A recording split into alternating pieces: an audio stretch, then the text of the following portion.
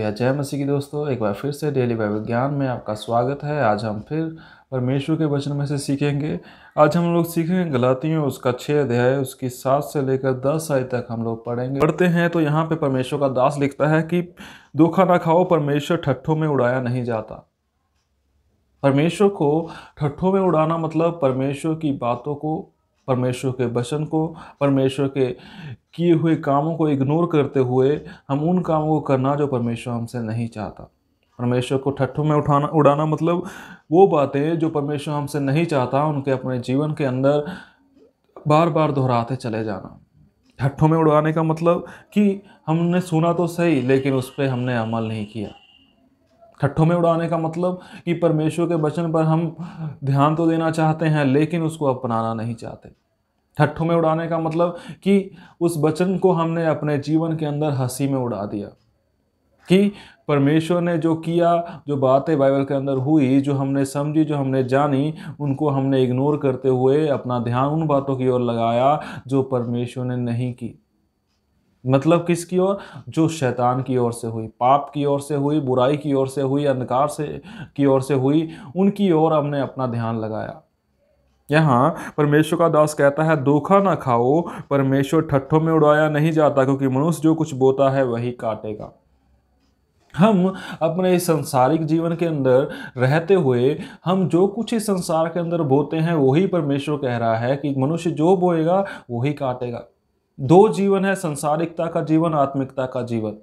हम संसारिकता में रहते हुए आत्मिक जीवन को किस प्रकार सुधारते हैं ये हमें वचन सिखाता है। लेकिन जब हम वचन को दिन प्रतिदिन इग्नोर करते चले जाते हैं, पीछे छोड़ते चले जाते हैं, तो संसारिकता हमारे जीवन के अंदर आती है। संसारिकता क्या है? दुनिया का लोभ, मोह, लालच, दुष्कामना, बुरी बातें, व्यभिचार, ऐसी ऐसी बातें जो परमेश्वर हमसे नहीं चाहता, वो संसारिकता है। लेकिन परमेश्वर हमसे कह रहा है कि जो मनुष्य बोएगा वही काटेगा। जो हम अपने जीवन के अंदर बोते हैं, जो बातें हम अपने जीवन के अंदर करते हैं, वही परमेश्वर कह रहा है कि हम लोग उन्हीं बातों को काटने पाएंगे। वो बातें क्या है जो हम बोते हैं? जैसे हमने अपने जीवन के अंदर जो कार्य किया, जो बोया, वही हम काटने पाएंगे। हमने अच्छा किया तो हम अच्छा काटेंगे, हमने बुरा किया तो हम लोग बुरा काटने पाएंगे। लेकिन परमेश्वर को हम कब ठट्ठों में उड़ाते हैं? जब हम परमेश्वर को इग्नोर करते हैं। परमेश्वर हमें देखता है, परमेश्वर हमें हर उस पाप को करने के लिए रोकता है, लेकिन जब हम उसको इग्नोर करते हैं, उसको पीछे छोड़ते हैं और उसकी बात को हम लोग अपने जीवन में से हटाते हैं, उसके वचन को अपने जीवन में से हटाते हैं, तब ही हम परमेश्वर को ठट्ठों में उड़ाते हैं। यहाँ आगे परमेश्वर का दास कहता है क्योंकि जो अपने शरीर के लिए बोता है वही शरीर के द्वारा विनाश की कटनी काटेगा, और जो आत्मा के लिए बोता है वह आत्मा के द्वारा अनंत जीवन की कटनी काटेगा। हम अपने जीवन के अंदर अगर शरीर के लिए बो रहे हैं तो सच में शरीर के लिए अगर हम बो रहे हैं तो परमेश्वर का दास कह रहा है वो अपने लिए विनाश की कटनी काटेगा। शरीर के लिए क्या बोया है? हमने शरीर के लिए अपने जीवन के अंदर पाप बोया है, बुराई बोई है, लालसा बोई है, दुष्कामना बोई है, जो हमें परमेश्वर से दूर करती है। हम उन बातों में लिप्त रहते हैं जो परमेश्वर हमसे नहीं चाहता। झूठ में, लोभ में, लालच में, बुरी बातों में, इधर उधर की बातों में जब हम अपना मन लगाते हैं तो परमेश्वर का वचन कह रहा है जो शरीर के लिए बोता है वो विनाश की कटनी काटेगा, परंतु जो अपने जीवन के अंदर आत्मा के लिए बोएगा वे अनंत जीवन की कटनी काटेगा। हम अपने जीवन के अंदर जब प्रभु यीशु मसीह में हैं तो प्रभु यीशु हमें सिखाना चाह रहा है कि अगर हम मसीह में हैं तो मसीह में रहते हुए हमें अपने जीवन के अंदर आत्मा की कटनी काटनी है। भाई आत्मा की कटनी कैसे काटेंगे? अगर हम आत्मा के लिए बोएंगे तभी तो हम आत्मा की कटनी काट पाएंगे। आत्मा के लिए बोना मतलब अच्छी बातों को अपने जीवन के अंदर लेकर आना, दिन प्रतिदिन नए होते जाना, दिन प्रतिदिन पुराने स्वभाव को छोड़कर नए स्वभाव की ओर आना। जब हम अपने जीवन में से उस पुराने स्वभाव को, पुरानी लालसा को, पुरानी दुष्कामना को छोड़ेंगे तभी हम नए स्वभाव की ओर आएंगे। नया स्वभाव क्या है? आत्मा के लिए बोना, आत्मा के लिए काटना, आत्मा के लिए अपने आप को तैयार करना कि प्रभु हमसे बातें करे और हम आत्मिक होते चले जाएं। आत्मिक होने के लिए क्या करना है? कुछ नहीं करना। अपने जीवन के अंदर से उन बुरे कामों को छोड़ते चले जाना है और हम आत्मिकता की ओर बढ़ते चले जाएंगे। लेकिन अगर हम दिन प्रतिदिन बुरे कामों में पड़ते चले जाएंगे तो हम शरीर की कटनी के लिए अपने आप को तैयार करेंगे कि हम शरीर के लिए बोते चले जाएं और हम विनाश की कटनी काटें। प्रभु हमसे चाह रहा है कि हम आत्मा की कटनी काटें। तो अगर आत्मा की कटनी काटना चाहते हैं तो प्रभु का दास कह रहा है कि आत्मा के लिए बोना शुरू करें। आत्मा के लिए क्या बोना है? अपने जीवन के अंदर सत्य को लाना शुरू करें, अंधकार को दूर करते हुए रोशनी को लाना शुरू करें, बुरी बातों को दूर करते हुए अच्छी बातों को लाना शुरू करें। तो सच में अच्छा बोएंगे तो हम अच्छा काटने पाएंगे, बुरा बोएंगे तो हम बुरा काटने पाएंगे। आगे प्रभु का दास कहता है 9वीं आयत में, गलातियों 6 अध्याय उसकी 9 आयत में, हम भले काम करने में साहस ना छोड़ें, क्योंकि यदि हम ढीले ना हो तो ठीक समय पर कटनी काटेंगे। भले कामों के लिए हम साहस ना छोड़ें। जो भलाई हम करना चाहते हैं, जो भलाई के कार्य प्रभु ने हमारे लिए रखे हैं, अगर हम उन्हें करेंगे तो प्रभु का दास कह रहा है कि उनको करने के लिए कभी साहस ना छोड़ें। बल्कि क्या कह रहा है?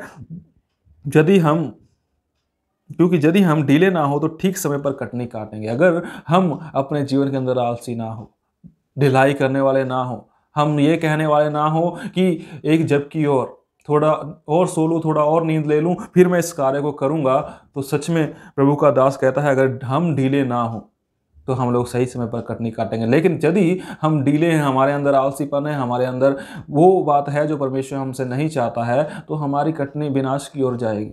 हम अपने जीवन को विनाश की ओर लेकर जाएंगे और जो हमने बोया है उसको हम काट नहीं पाएंगे।